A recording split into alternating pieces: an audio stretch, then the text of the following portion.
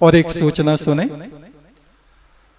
दीपावली पर यजुर्वेद का संपूर्ण यज्ञ संपन्न होने जा रहा है 11 नवंबर से 14 नवंबर के प्रातःकाल तक।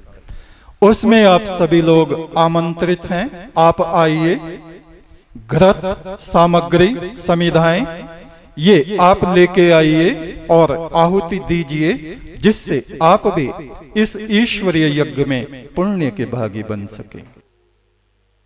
क्रौंच पर्वत पर हम लोगों को जाने का अवसर मिला। वहां एक बड़े सरल हृदय बुजुर्ग महात्मा थे, फतेहपुरी। उन्होंने बताया, कई बार मैं रात में इधर से गया और मैंने देखा शेर खड़ा है बिल्कुल करीब सामने। मैं ठहर गया, वो भी ठहर गया और उसने घूर घूर करी, इधर को देखा उधर को देखा, फिर पीछे को एक तरफ को चला गया।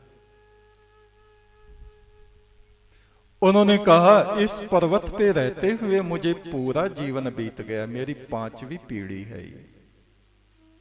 मुझसे पहले मेरे पिता, उनके पिता, उनके पिता यहां कुमार कार्तिकेय के इस स्थान की सेवा में रहते थे और हमारे परिवार में से किसी को भी, किसी भी जीव जंतु ने आज तक कोई कष्ट नहीं पहुंचाया, क्योंकि हमारा विश्वास है कि हम परमात्मा की सेवा कर रहे हैं, देव पुरुषों की हम सेवा में हैं, तो कोई भी हमको कोई हानि पहुंचा नहीं सकता और ना हम ही किसी पशु या पक्षी को हानि पहुंचाने की कभी सोचते हैं। तो जैसी तरंगें हमारे हृदय में होती वैसे ही बाहर वो व्यापक हो जाती हैं और उनका असर पशुओं पर, जीव जंतुओं पर, हिंसक विषैले जंतुओं पर पड़ता है। और लिखा है कि हमारे तो चींटियां भी काट लें तो बड़ा घबराहट होती है, सभी को होती है, क्योंकि हम लोग सुख सुविधा में रहने के आदी हो गए हैं। आप पहाड़ों में देखो, वहां जो साधु में वो चींटियों को भी आटा या कुछ मीठा डाल देते हैं तो चींटियां भी उनकी मित्र हो जाती हैं।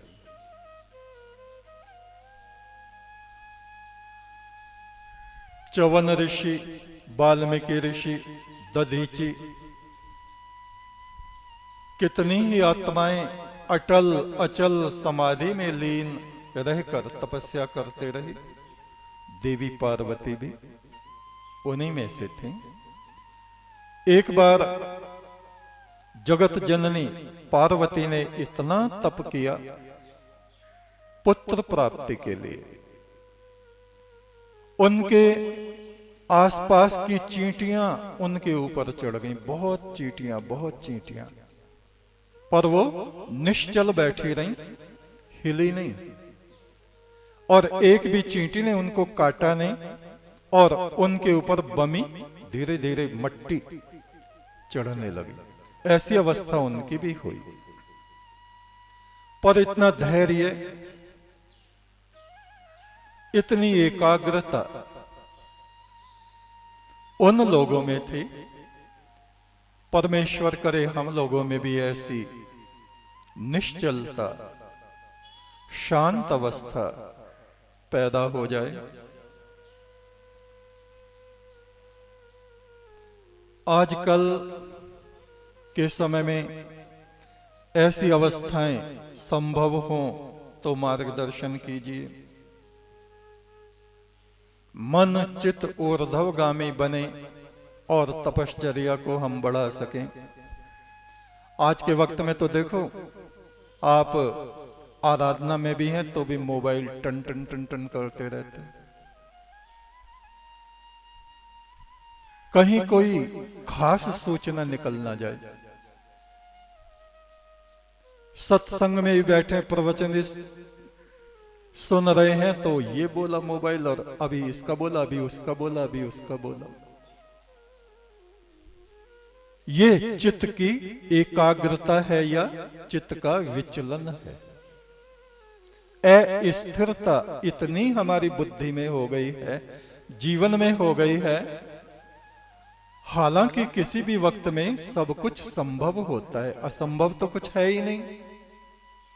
हर युग में परमात्मा का दरवाजा सबके लिए खुला रहता है, बस उस तरफ जाने वालों की जरूरत होती है। जो अपने मन को निश्चल कर लेता है, परमात्मा में एकाग्र कर लेता है, निश्चय कर लेता है कि मुझको तो इस मार्ग में चलना ही चलना, चलना ही चलना है, तो परमात्मा उसके लिए अपने रास्तों को आसान बना देता है।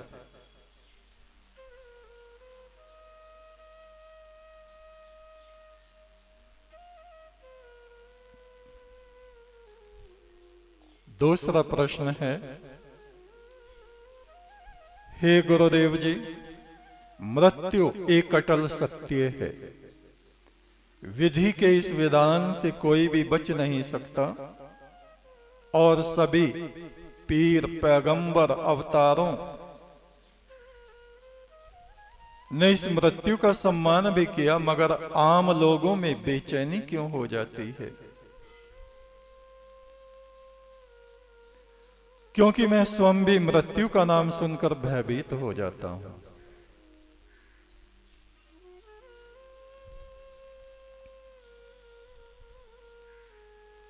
असल में साधना, हमारे ऋषियों ने जिसको साधना कहा है, अभी हम उस साधना के आसपास भी नहीं हैं। निश्चल आसन लगा के बैठना, और क्योंकि ग्रस्त हैं अधिकांश, तो उनको हम ये कह भी नहीं रहे हैं। हम उन लोगों का जिक्र कर रहे हैं जो जिन्होंने घर बार से, परिवार से सारे ताल्लुक अपने खत्म कर दिए हैं और जो केवल परमात्मा के ही मार्ग में निश्चल हो गए हैं। और जैसे अभी जिक्र किया था जी, हिमालय में, पहाड़ों में, कंदराओं में कुछ लोग हैं जो साधनारत हैं। उनकी साधना क्या है? वे बैठे हैं तो बैठे हैं, वे अभ्यास करते हैं शरीर को निश्चल करने का। कितनी देर बिना पलक झपकाए बैठा जा सकता है? अभ्यास है। आंखों की ये स्थिति ऐसी है, इसको बोलते हैं शांभवी मुद्रा। शरीर भी हमारा निश्चल है। मक्खियां लग रही हैं, मच्छर लग रहे हैं, थोड़े समय लगेंगे, थोड़े समय, फिर हमारे शरीर के ऊपर एक आवरण आ जाएगा दिव्य तत्व का, और फिर वे मक्खी मच्छर शरीर के पास नहीं आएंगे। और स्थिर अवस्था में शरीर को निश्चल करके कितनी देर वो बैठ सकते हैं साधक? जो घर गृहस्थी नहीं है उनके लिए है ये, आप लोगों के लिए नहीं। कभी आप जाके घर में बैठ जाओ और घर जाते ही लड़ाई हो जाए, यो कौन सा कर्तव्य सीख के आए हो गुरु महाराज से? कुछ करने खाने की सीखो। ये साधनाएं आप लोगों के लिए नहीं। पर यदि आप 5 मिनट भी बैठते हैं आराधना में, तो अभ्यास करें कि अपने शरीर को, पहले शरीर को निश्चल करें। शरीर हमारा हिले नहीं, बिल्कुल ऐसे जैसे पत्थर का हो गया एकदम।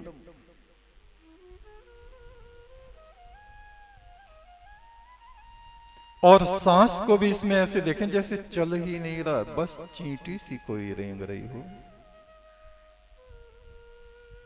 और आंखों को या तो बिल्कुल बंद रखें या पलक न झपके, ये अभ्यास भी हमें करना होता है।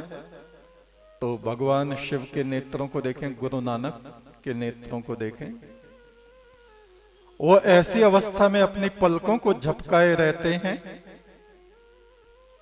उसमें पलक झपकने की जरूरत ही नहीं पड़ती, आंखें खुली रहती हैं।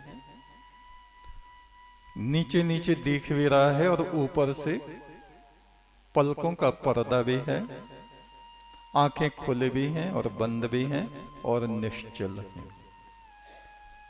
हमारे चित्त, हमारे मन का संबंध हमारे नेत्रों से है। हमारे नेत्र स्थिर हो जाएंगे तो हमारा चित्त, हमारा मन भी धीरे धीरे धीरे निश्चल और शांत होता चला जाता है। मन शांत हुआ, शरीर स्थिर हुआ, और फिर हम अपने आसन को, आसन जिस आसन में हम बैठे हैं, जिस मुद्रा में हम बैठे हैं, सुखपूर्वक बैठे हैं, चाहे दीवार से ही लगे बैठे हैं, उसको थोड़ा थोड़ा हम बढ़ाने का प्रयत्न करें। फिर मैं कह रहा हूं कि गृहस्थों के लिए नहीं है, कभी झगड़े चालू हो जाए, कलेश चालू हो जाए घरों में, आप लोग ना करें। आप उतनी ही देर करें जितनी देर आप आराधना में अपना समय लगाते हैं। जो सन्यासी हैं हमारे, जिनको रोने वाला कोई नहीं आगे पीछे, अगर मर भी गए तो ठीक, ना मरे तो भी ठीक, ऐसे लोगों के लिए ये अभ्यास होता है।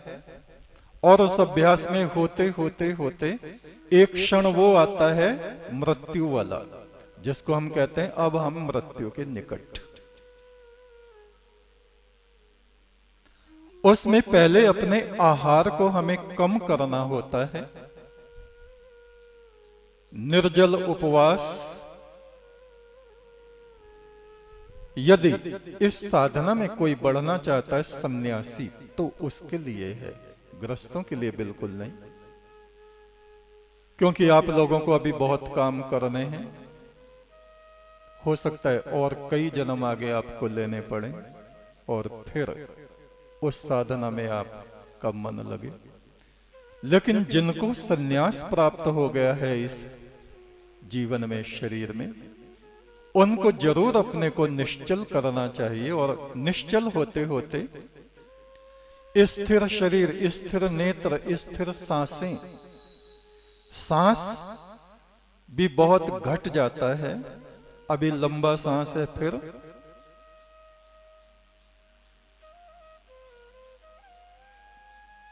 और फिर लगता है जैसे ये यहां मस्तक में स्थिर हो गया है, सांस की भी जरूरत नहीं पड़ती। और फिर ऐसी अवस्था आती है हमारा सूक्ष्म शरीर इस स्थूल शरीर से अलग होने लगता है, वो ही मृत्यु की अवस्था कही जाती है। जीते जी उस अवस्था को एक साधक जब महसूस करने लगता है तो उसके हृदय से मृत्यु का भय हमेशा के लिए समाप्त हो जाता है। जब वो अपने जीवन काल में मृत्यु के स्वाद को चख लेता है, उसका सूक्ष्म शरीर इस स्थूल से अलग हुआ और ये गया और वो गया, ये पतंग की तरह हल्का आकाश में उड़ने लगता है।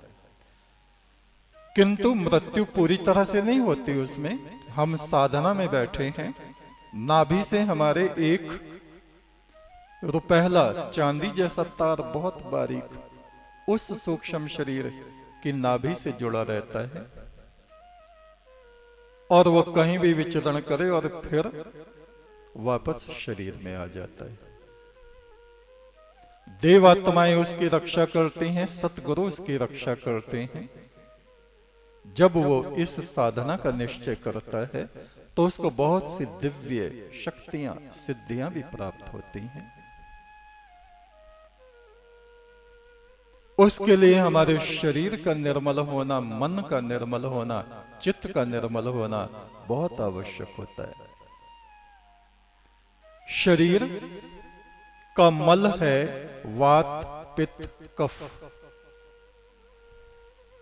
हमारे शरीर में ये तीनों प्रकृति हैं। वात वायु बढ़ी हुई है, पित्त है बढ़ा हुआ है, कफ है बढ़ा हुआ है। तो इन तीनों को सम करना पड़ता है बराबर। हमारा आहार सूक्ष्म होना चाहिए। बार बार हम खाएंगे या सुबह शाम भी मात्रा में अधिक खाएंगे कि हमारा तो उपवास है और खा लो और खा लो और खा लो, नहीं। तो उसमें हमारे शरीर में स्थूलता और भारीपन बढ़ता चला जाएगा और हम बैठ नहीं पाएंगे। हमारा शरीर स्थिर नहीं हो पाएगा, हमारे नेत्र स्थिर नहीं हो पाएंगे। बिना मरे तेरी मुक्ति न होवे, मर जा जोगी अवधूता। जोगी और अवधूतों के लिए ये मार्ग है, ग्रस्तों के लिए नहीं है। तो जो सन्यास मार्ग में है, पूरी तरह से अपने को परमात्मा में समर्पित कर चुके हैं, उनके लिए ये मार्ग है होता है, उनके लिए ये साधना होती है। और वे मृत्यु का और अमृत का, पहले मृत्यु का अनुभव करेंगे और फिर अमृत तत्व क्या है, उस सूक्ष्म शरीर के द्वारा वो अमृत तत्व को अनुभव करेंगे और फिर इस शरीर में आ जाएंगे। तो उनको कहा जाता है विदेह। शरीर रहते हुए भी वो विदेह अवस्था को प्राप्त कर लेते हैं।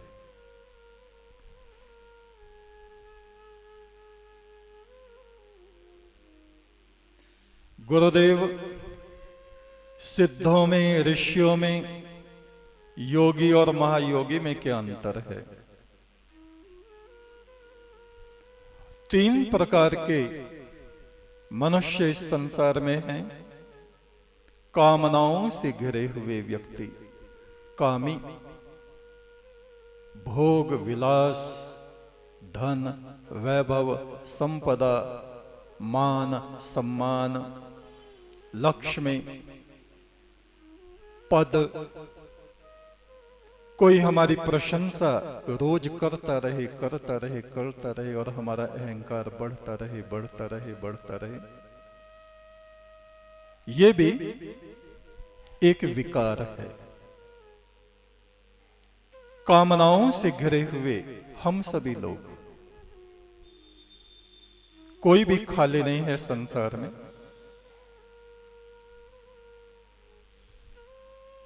इच्छाएं बढ़ती जाती हैं, बढ़ती जाती हैं, बढ़ती जाती हैं और हम उनको पूरा करने में लगे रहते हैं, लगे रहते हैं, लगे रहते हैं और इसी में हमारा पूरा जीवन बीत जाता है। तो पहली अवस्था है कामनाओं से घिरे हुए लोग, कामी।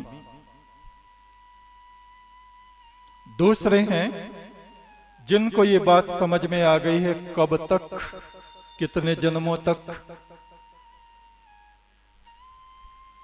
ये हृदय, ये मनुष्य की बुद्धि, ये खोपड़ी तो ऐसी है जैसे कालखा भवानी का खप्पर, ये तो कभी भरेगा ही नहीं। इसमें तो कामनाएं उठती ही रहती हैं, उठती ही रहती हैं, उठती ही रहती। समुद्र में एक लहर के पीछे दूसरी लहर आती रहती है, आती रहती है। ऐसे ही हमारी 2-4 कामनाएं पूरी हो गई तो ये नहीं बस आगे और कुछ जो चाहिए नहीं, फिर अब और ये कामना और पूरी हो जाए। हे प्रभु ये इच्छा पूरी हो जाए, ये हो जाए, ये हो जाए। ये तो जब तक सांस है लगा ही रहता है, लगा रहता है। लेकिन जिन लोगों ने इस बात को अनुभव कर लिया, इस धुंध पसारे में कब तक हम सिर पटकेंगे? कुछ लोगों के मन में ऐसा आता है, कब तक इसमें सिर पीटते रहेंगे, हाथ पैर पटकते रहेंगे? हे परमात्मा अब तो हमें इससे बचा ले।